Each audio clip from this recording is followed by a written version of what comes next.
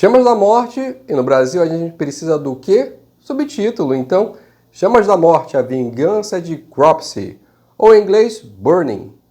Foi pedido por vocês nos comentários, ele foi para votação e ganhou, então vamos nessa. E eu sei que vocês me pedem para eu falar dos filmes que vocês gostam, têm carinho. Isso é um problema. Porque pode acontecer de eu não gostar do filme. E foi esse o caso. E aí vocês reclamam que eu reclamo. Mas temos que ser sinceros. Salut tout le monde, j'espère que vous allez bien. Chamas da Morte é um filme de 81, dirigido por Tony Maylam, e que passou infinitas vezes no SBT. Isso. Além de estar completo no YouTube. Pelo menos até a data do vídeo. A história é de um homem que sofre queimaduras extremamente sérias e volta para se vingar. Peraí, eu conheço essa história. Fred? Pior que não, o Fred Krueger surge em 84. Inclusive, nada impediria que o criador do Fred tivesse visto A Vingança de Cropsey para se inspirar nesse início de história. Será? Ah, sim. E antes de começar, já deixa o like, porque se deixar lá para o final, é bem possível que vocês esqueçam. E me sigam nas outras redes se quiserem mais conteúdo. No caso desse filme, tudo começa com jovens em um acampamento querendo pregar uma peça no zelador, que a princípio é um homem cruel e sádico. Segundo os jovens. E a gente vai aceitar isso, mas não há nada no filme que indique realmente que o Cropsey é uma pessoa ruim. Só temos um lado da história, então fica a dúvida. Será que não eram só esses jovens que eram merdeiros?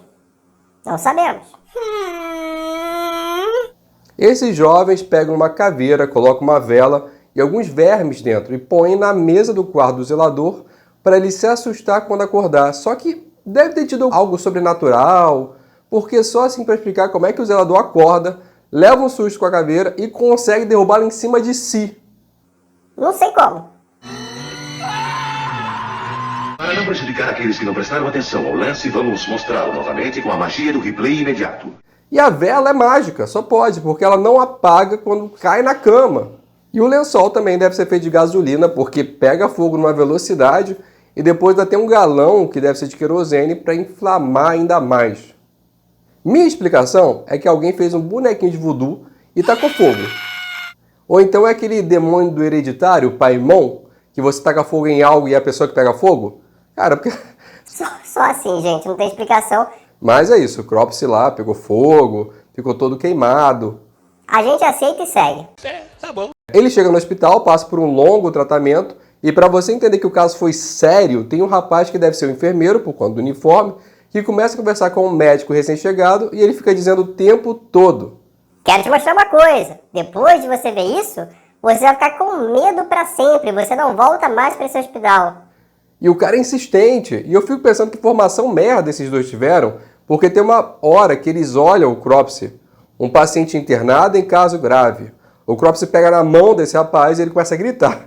E o médico sai correndo.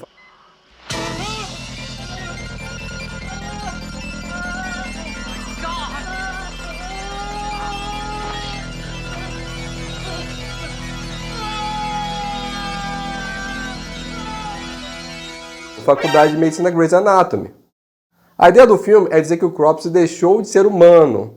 Mas tirando o roteiro querendo forçar isso com as afirmações das pessoas... Não tem nada que indique isso. E a atuação desse rapaz no hospital é tão caricata que só faria sentido pra mim se eu tivesse um filme de terrir. Aquela comédia com terror, uma paródia, tipo Todo Mundo em Pânico, A Mansão. E só pra vocês terem uma ideia, segundo o MDB, esse filme teve um orçamento de 1,5 milhão. E você até pode achar pouco, mas Sexta-feira 13, que tinha saído no ano passado, teve um orçamento de 550 mil. Então fica o questionamento sobre pra onde foi esse dinheiro. Eu suponho que grande parte foi para pagar o Tom Savini, que foi o maquiador do Sexta-feira 13, e que não voltou para o Sexta-feira 13 parte 2 por estar envolvido com esse projeto. Meu Deus, o que foi que eu fiz com minha vida, Jesus? E antes que vocês digam que eu só reclamo... Dá para assistir o filme, se você não for com um olhar crítico. O filme tem boas intenções, tem coisas que eu gostei. Por exemplo, o filme não tem uma Final Girl, o protagonista aqui é um garoto. E isso para mim é bem raro. Então, você vai encontrar uma trufa, né, como costuma dizer lá o canal Piuí.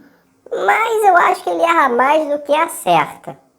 Mas, repetindo, dá para ver o filme. Dá para passar o tempo e se divertir um pouco com ele. Então o Cropsey sai do hospital, o filme todo precisa de alguém contando pra gente o que a gente deve imaginar. Isso me irrita. Porque trata o telespectador como um burro. Porque enquanto ele sai do hospital, os médicos e enfermeiros ficam dizendo que ele não deve procurar vingança, que foi um acidente, porque vai que a gente não entende que ele vai buscar vingança. It was an accident, purely an accident. You've got to forget your hatred. Control your feelings for revenge. Melhor deixar claro. Saído do hospital, uma meretriz, messalina, cortesã, rapariga, p***, Se eu não fui claro o suficiente. o convida para uma noite de prazeres sem fim. Como ele está com o chapéu e está de longe, não dá para perceber seu rosto horrendo. Ele até apaga a luz para não ser visto, mas infelizmente um raio clareia o quarto. E a mulher da vida, mulher perdida, mulher pública, vulgívaga. E eu juro que tudo isso é sinônimo para prostituta. Consegue ver seu rosto. E aí essa atriz entrega tudo. Eu não vejo uma atuação tão boa em filmes de terror desde a saga Mestre dos Desejos, quando a menina cortou seu próprio braço. Inclusive no final, vou pôr aqui o videozinho como sugestão, e aí vocês podem ir lá assistir a saga Mestre dos Desejos, tá bem legal também. Que demais! Eu até coloquei a versão em inglês para saber se era ruim mesmo. E sim, era bem ruim a interpretação. O fato é que, infelizmente, nossa atriz de alta performance é morta por Cropsey.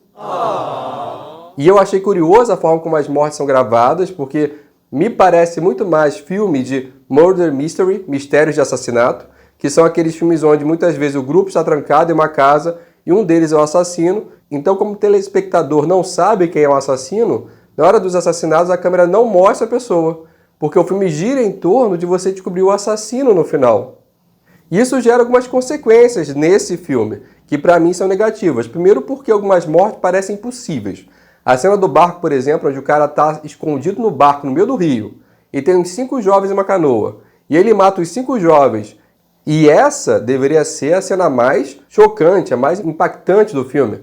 Mas não funciona se você começa a questionar. Por quê? Como é feita a gravação? Eles repetem várias vezes o take do Cropsey em pé com a tesoura e depois só a mão dele executando os movimentos, cortando, perfurando, etc. Sempre com um ângulo fechado. E a menos que ele seja mágico, sei lá, ele paralisou o tempo e foi matando um a um, não tem como, no mínimo um dos jovens conseguiria se jogar de um rio antes de morrer. E todas as mortes foram feitas assim, ângulo fechado, sem você ver o assassino por completo. Nesse estilo de filme não funciona. Eu acho. Se você acha que funciona, coloque nos comentários se você gostou desse tipo de forma de gravar. Pra mim, na cabeça dos produtores, esconder o rosto do Cropsey até o final do filme ia ser o suficiente para segurar o telespectador. E como o Jason e o Leatherface já tinham uma máscara, eles não quiseram imitar isso. Ou então eles queriam focar nos cortes feitos pelo Cropsey, já que eles sabiam que o Saviani era bom nisso. Bota aí a opinião de vocês. Eu sei, gente, esse filme é de 81, então muita coisa estava sendo testada na época.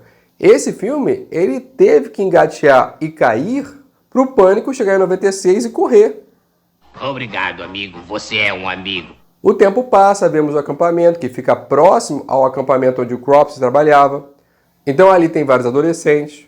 E por algum motivo passa para a cena do refeitório e eles focam na cabeça de um touro empalhado do nada. Por quê?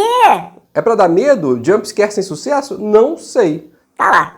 Sobre esses adolescentes, não tem ninguém realmente que me chame a atenção. É até difícil lembrar para descrevê-los. Temos o Todd e a Michelle, que são os monitores responsáveis pelos adolescentes. Temos a Ed e Karen, onde a Karen gosta do Ed, mas tem medo dele. E aí fica a dica, se você tem medo da pessoa de quem você gosta.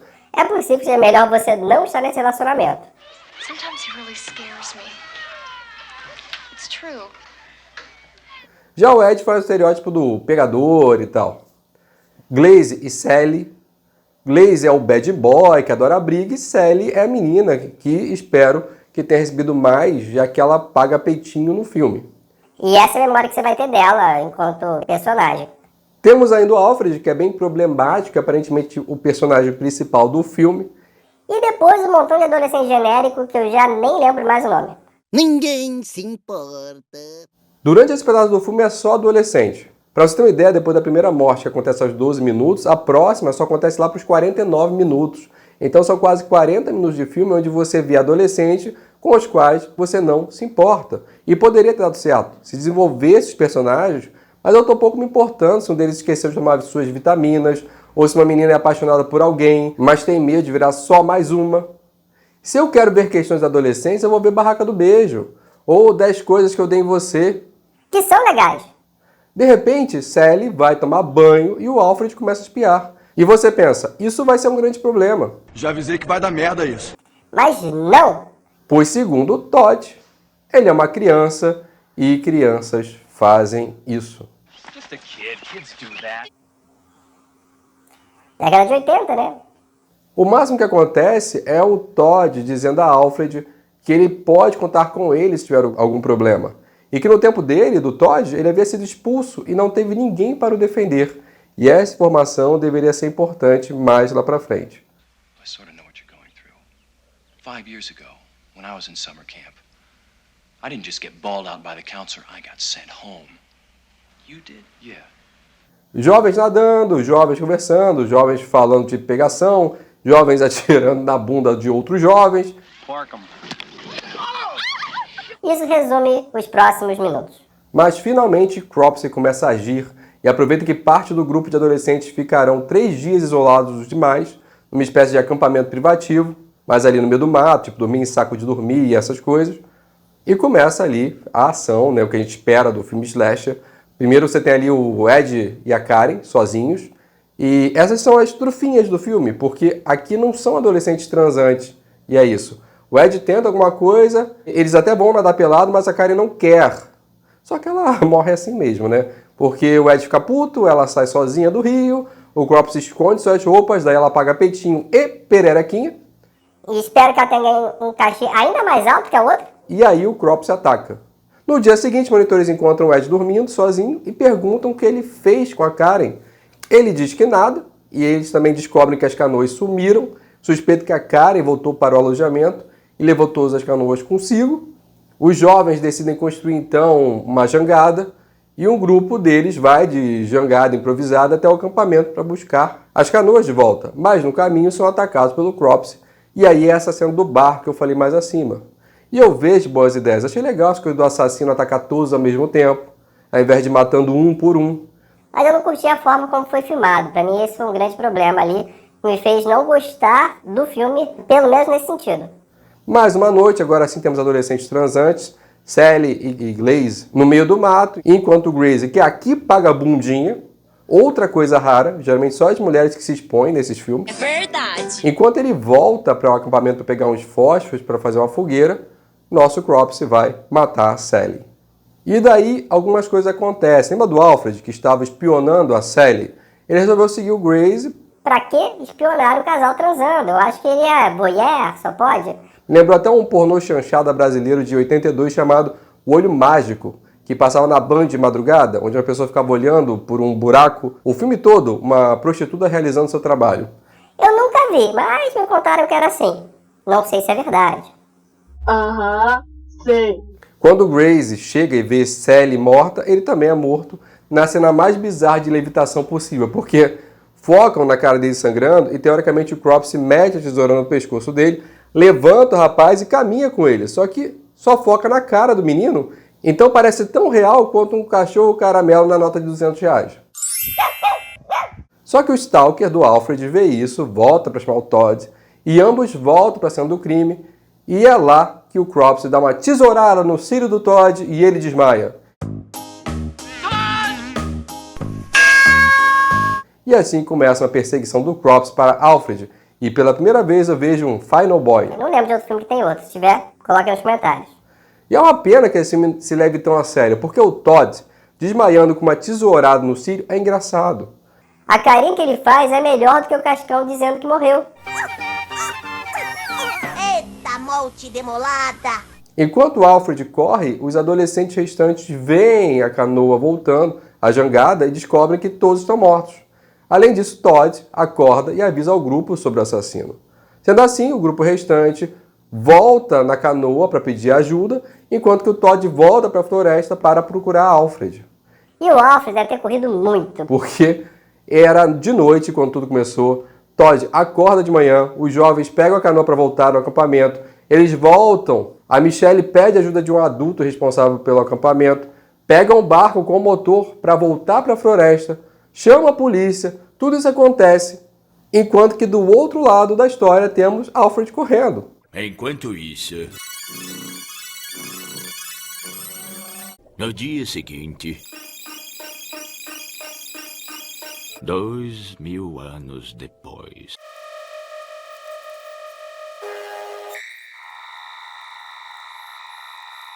Depois de muito correr, a Alfred chega no que eu suponho que seja a cabana onde o Cropsy sofreu o acidente. Não parece muito porque é enorme comparativamente, mas deve ser a mágica que ronda esse filme. Lá o Cropsy pega o Alfred e enfia uma tesoura no seu braço para ele não conseguir sair. Porque... Parabéns, você tem direito de protagonista, Alfred, então não será morto logo de cara. Nisso Todd chega na cabana e o Cropsy resolve usar o lança-chamas. Pra quê? Pra termos o grande plot twist do filme. Dentre aqueles jovens que colocaram fogo no Cropsy, um deles era Todd.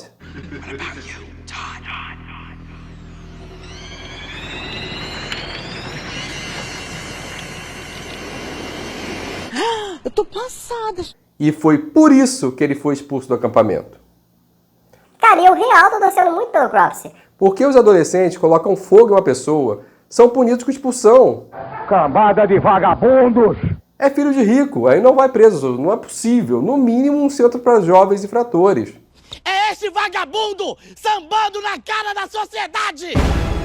É, sei lá, 1 aninho de prisão, mas não, são só expulsos do acampamento. E por isso que eu digo, não dá para saber se o Cropsy de fato era uma pessoa ruim, porque tudo que se falou sobre ele é falado para os adolescentes. Eles filmaram 40 minutos de jovens fazendo nada importante. Teria sido melhor pegar uns 15, 10 minutos do filme lá no início e me mostrado que o Cropsy era essa pessoa, sei lá. Coloca ele batendo em alguém, chuta um cachorro. Aí sim eu vou ter raiva dele. Eu também. Algo que faça ele ser cruel. Não me convenceu isso. Então a gente pode acreditar que o plano do Cropsy era fazer o Todd passar pela dor que ele passou. E por isso o lança-chamas, que queima menos do que a vela do início do filme. É verdade. Ele vem se aproximando do Todd, mas eis que no último segundo o Alfred se dá conta que era só puxar a tesoura do braço que ele conseguiria fugir e dá uma tesourada no Cropsy. E assim, Cropsy morre e, como sempre, a polícia chega em seguida de helicóptero e resgata os dois. E eu tô muito revoltado pelo Cropsy. Eu tava real torcendo por ele. The Burning, pra mim, não é um bom filme, mas eu acredito que em 81 ele era melhor do que vendo hoje, porque hoje a gente já tem muitas referências. Por exemplo, o filme Terror no Pântano é um sucessor espiritual perfeito para A Vingança de Cropsy, porque é um homem-monstro que ataca jovens isolados no meio do mato e acerta no quesito slasher. Inclusive, eu acho que é até um slasher demais. Então, se você gostou do The Burning, vai lá assistir que você vai gostar desse filme. Eu não vi esse filme no SBT, então eu não pude assistir agora com a nostalgia que alguns de vocês devem ter. Não se mova! Ele pode te ouvir. Não respire. Senão morrerá!